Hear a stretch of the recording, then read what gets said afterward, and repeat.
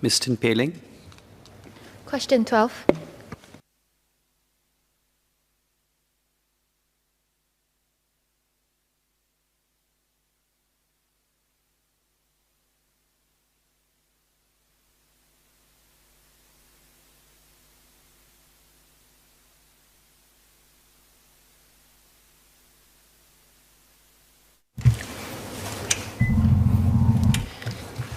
So may I have permission to take question 12 and 13 together, please? Yes, please.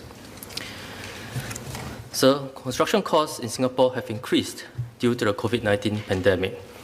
The contributing factors include an increase in foreign manpower costs due to border measures that limit the inflow of our migrant workers, additional costs and reduced productivity due to the safe management measures at the worksite to lower the risk of transmission in the sector, as well as increases in the cost of construction material.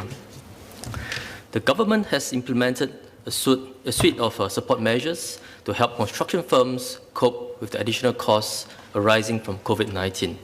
For example, the $1.36 billion construction support package helps share the costs that firms have incurred for implementing safe management measures, as well as non-manpower related prolongation costs for public sector construction projects. Firms have also received support for manpower costs through the Job Support Scheme and foreign workers levy waivers and rebates. We also provided rental waivers for tenants and lessees of government-owned properties for industrial, office, and agriculture use, and are sharing the risk for bridging loans to help qualifying Singapore-based companies ease their cash flow. In addition, we put in place unprecedented legislative mechanisms to provide reliefs to construction firms. For example, the COVID-19 Temporary Measures Act requires project parties to fairly share the increases in foreign manpower costs due to COVID-19. These measures have mitigated some of the cost increases facing construction firms. That said, tender prices for public sector construction projects, including public housing and upgrading projects, have generally increased this year compared to pre-COVID-19 levels. We recognize that public housing projects are necessary to serve the needs of Singaporeans, so we will press on to deliver these projects and maintain a steady supply of public housing to meet demand. The increase in costs will not be passed down to flat buyers. Since August last year, when BTO construction work fully resumed, HDB has been working with its contractors and consultants to keep construction progress on track and avoid further delays as much as possible, while ensuring that project quality and safety standards are not compromised. HDB is also supporting contractors to bring in more workers from various countries and working with other agencies to minimize cost increases and reduce construction delay. For upgrading projects, HDB resumed construction works progressively from August last year.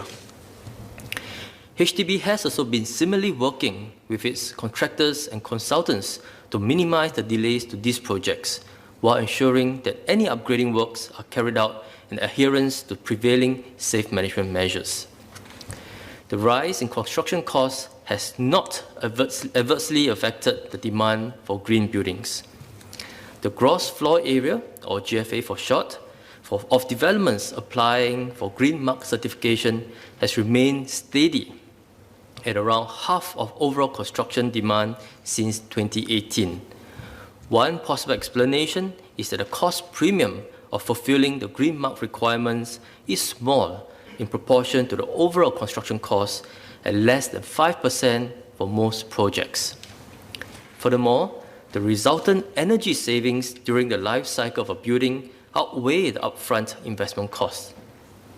For example, a large office building of 15 stories, which achieves the Green Mark Platinum standard, can save around $300,000 in operating costs annually. The government also provides funding support for the development and deployment of green technologies and works with financial institutions on the financing of energy efficiency retrofits.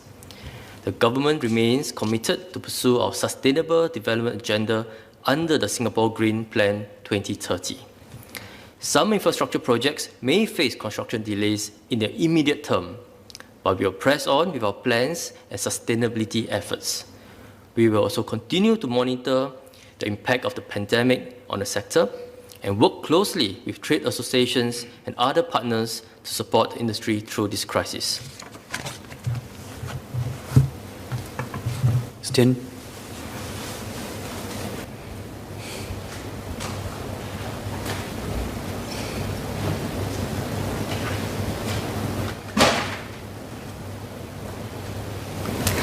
Thank you, MOS, for the reply and assurance. I have two questions.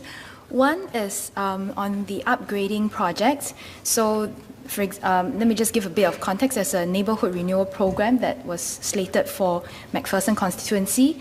It was planned, it was offered before pandemic, but the tender was only called, I think, sometime earlier this year.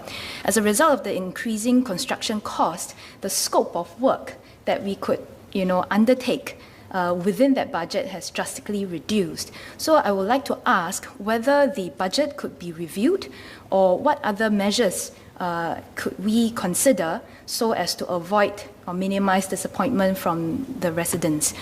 And then secondly, can I ask, are we still on track to meeting the green targets of having at least 80% super low energy buildings from 2030, as well as achieving 80% energy efficiency improvement by 2030? Thank you.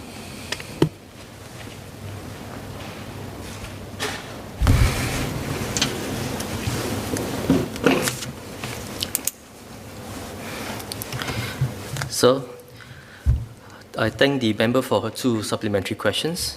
On the first question, for the various upgrading programs, for example, the neighbourhood renewal program, which the member has referenced, these tenders are usually scheduled to be called from the second half 2021 onwards, and work should commence in 2022. And for those who have already been called for and work has been scheduled, these are projects that we'll have happy to work together with Town Council.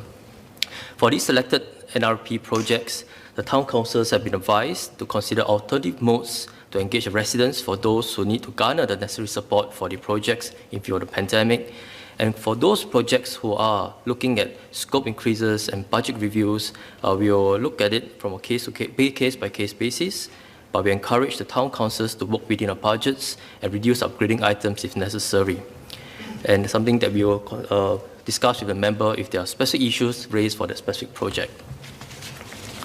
On the second question around the 80 by 80 targets by 2030, I thank the member for her question. The member referenced the target that we announced in the COS this year, 80% of buildings to be green by 2030, 80% of new developments to be super low energy buildings, and achieving 80% improvement in energy efficiency for best-in-class buildings by 2030. We have been in discussion with the various industry partners and various construction firms and developers. We are committed to these targets. These are ambitious targets we set for ourselves for Singapore under the Singapore Green Plan 2030. And as I mentioned earlier, while some infrastructure projects may face construction delays in the immediate term, and may need to absorb higher costs to implement those projects in view of the current situation, but many of these projects have not been impacted, and the overall progress of the Singapore Green Plan is on track. We will press on with this effort and sustainability efforts that we have, targets that we have committed to. And most importantly, many firms and developers see those investments in green and sustainability projects within their developments as something they are commercially viable and something that benefits them. And overall, this is a small part of the construction costs, and all of us are committed to achieve those targets by 2030. Thank you.